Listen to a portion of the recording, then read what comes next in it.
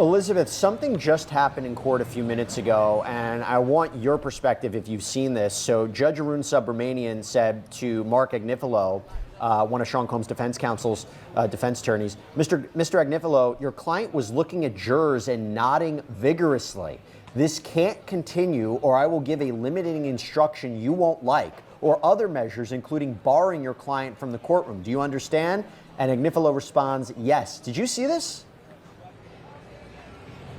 So I will say that once they kind of got into those arguments, I just went kind of to the door. But I'm surprised that the judge kind of has been noticing this too, because that is one thing that I've been noticing whenever the jury comes into the courtroom, and even when they exit the courtroom, is that Diddy is kind of looking at them. He's looking at them and nodding his head at them. And I think in some respects too, while he's at the defense table and there's a question or an answer that the witness gives, he's shaking his head, he's nodding his head. He is giving kind of visible reactions to things he doesn't like that are being said on the witness stand. And so I'm surprised that the judge kind of brought the hammer down, but I think it was only a matter of time before he was going to say something about this. So this right now, when the Diddy case is blowing up all over the internet, the thought that the judge may throw Diddy out for what some interpreting as intimidation tactics onto the jury. You're not supposed to be an active participator in agreeing or disagreeing with people up on the stand, or witnesses or evidence and pictures and photos. You're not supposed to be visibly doing that.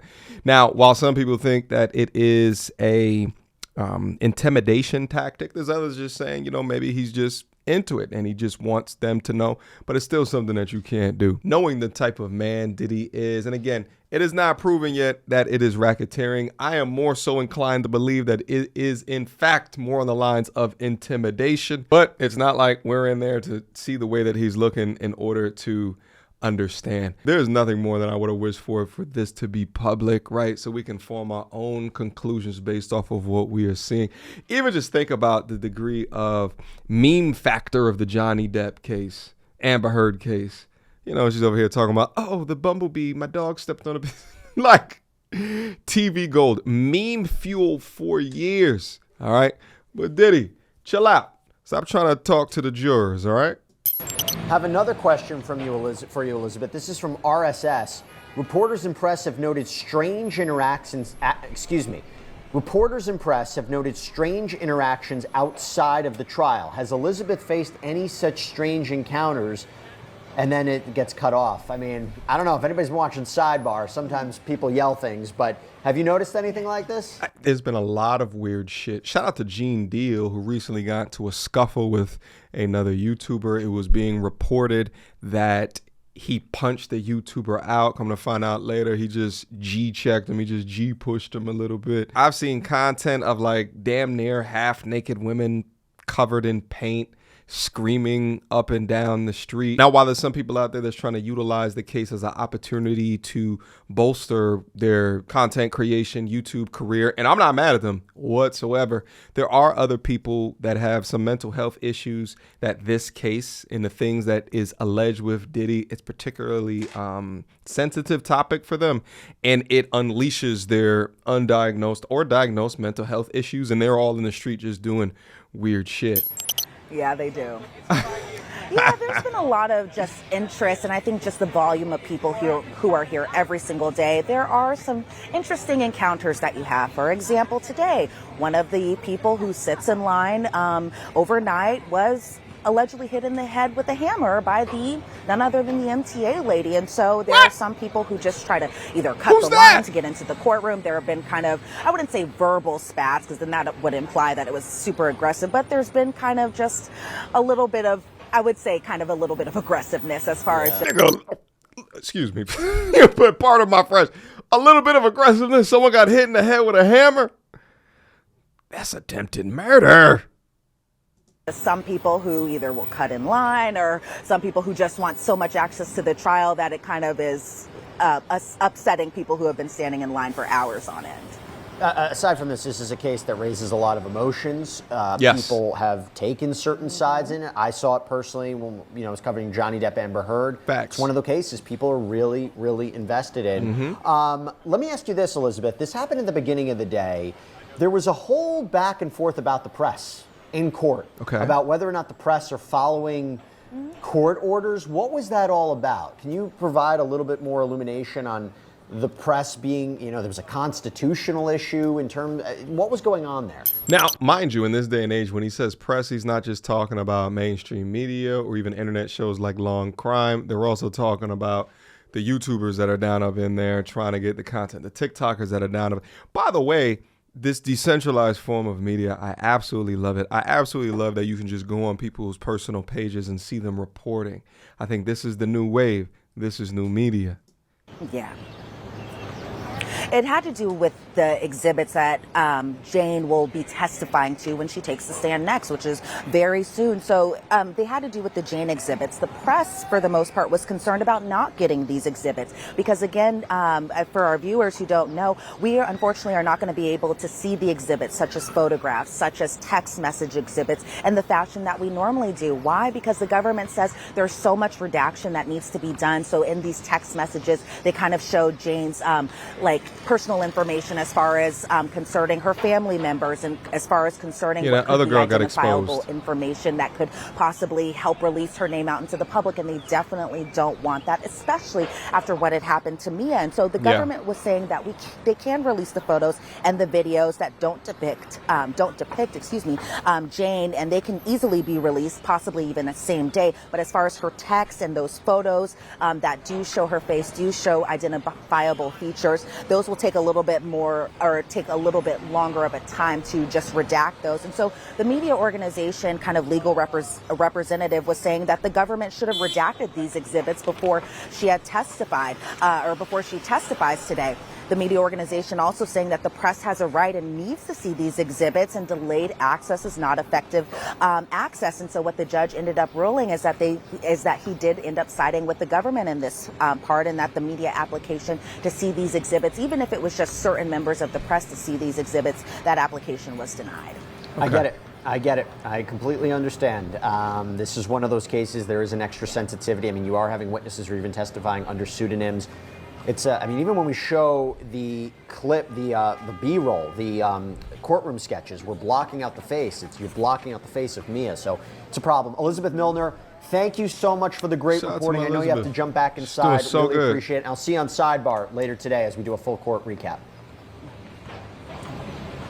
Thanks, Jesse. All right. So I'm back here with Barrett Berger, Tyler Bailey, Rich Schoenstein. Tyler, I'll start with you. Combs allegedly signaling to the jury, nodding to the jury. Why is that such a no-no? You can't do anything as a defendant that could be showing like you're trying to influence the jury, intimidate the jury, draw empathy from the jury.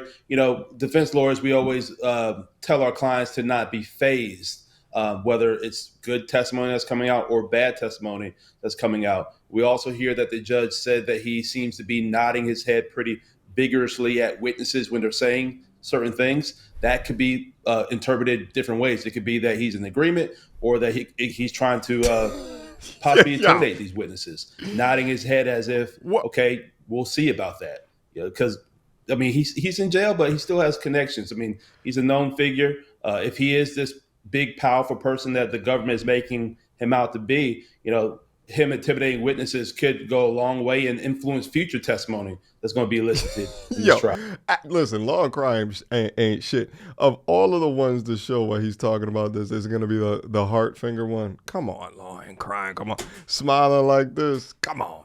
He's influencing. Brother Love right there is just influencing all of the love, all right? So we're going to take your questions, your continued questions for the next 25 minutes or so. So get them in. We'll try to answer as best as we can. We also have a poll up. So Rich, listen to this. The poll we had up was, do you think Diddy and his team should sue CNN for the 2016 hotel video leak? 80% say no, 19% say yes. What do you think about that? Well, I'm with the 80%, but mostly because it would be a fruitless endeavor to try to sue CNN for that. I don't see any basis for it. Well, actually, we have a question that just kind of jumped on that. This is from Illy Gazarian.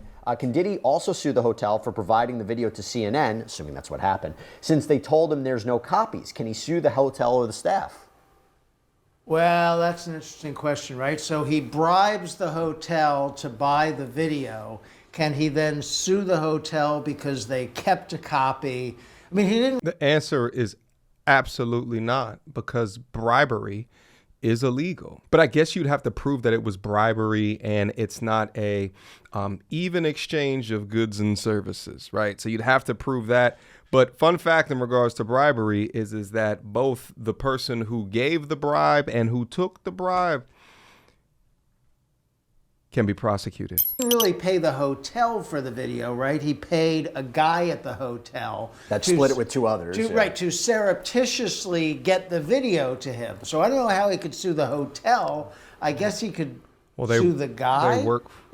But I don't know. I don't think that's going anywhere. Well, couldn't you sue the hotel and be like, you know, you employed him. This is who you employed. Yeah. How dare Who you is this employ litigator? people Yeah, right. that I couldn't trash. properly bribe? Right. Why can't I beat up my girlfriend in your hallway in private? And pay it off the right way. Yeah. I mean, we're making light of it. It's a serious argument, but I hear what you're saying. Okay, Barrett, I want to go to you. I should have been a lawyer. This is from Fet Leon. Could it be tactics from the prosecution to bring in anonymous witnesses to emphasize how much of an impact the treatment by Diddy had on them?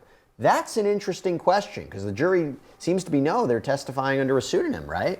Yeah, I mean, it's an interesting question, but the short answer is no, it's not. And I know that because it's a really high bar to be able to get a witness to testify under a pseudonym.